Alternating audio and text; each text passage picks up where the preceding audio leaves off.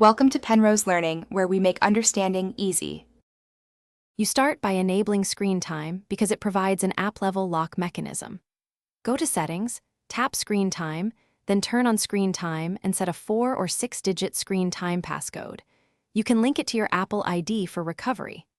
Once done, decide whether you need recurring limits for multiple apps or a one-off single app lock using guided access, because each method serves a different purpose and changes how you manage access later.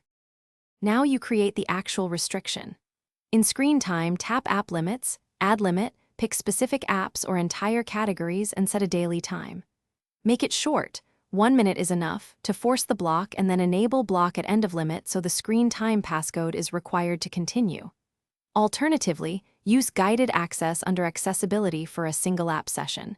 Triple-click the Home or Side button, set a guided access passcode, and restrict taps or motion as needed. Finish by testing.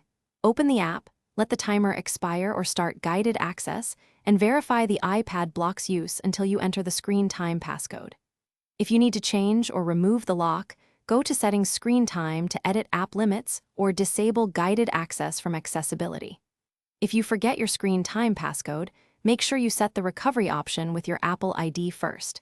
That lets you reset it in Settings without erasing the device.